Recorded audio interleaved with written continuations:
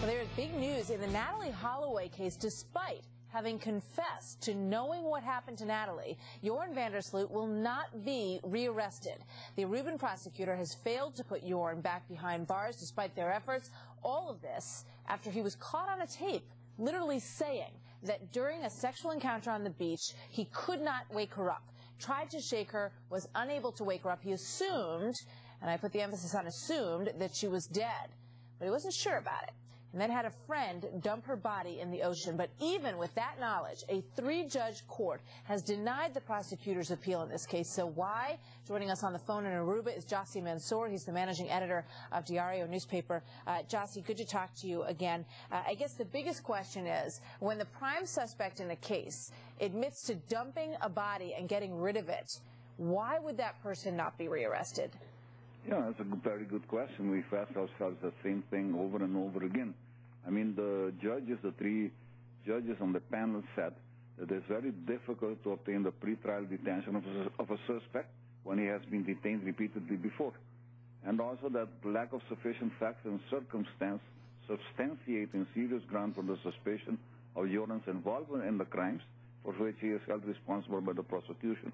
In other words, they came with a lot of technical reasons why they cannot approve the rearrest of Joran. You know, it certainly sounds like somebody is protecting him.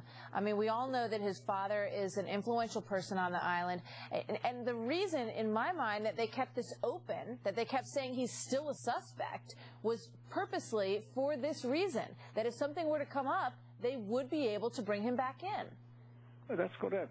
I mean, everybody has their own opinion on this case from everything we've seen. One opinion that has to be general is that he confessed to being present when Natalie died, that he called a friend to dump her body in the ocean, and that afterwards, and this is very important to keep in mind, afterwards he went home and slept like a baby, which, in our mind, in our opinion, destroys the theory of an accidental death. Right. Because if he could sleep that well, he didn't go into a panic like people said before. The theory of accidental death is based on the fact that they went into panic when she died of an overdose or of seizure of whatever else.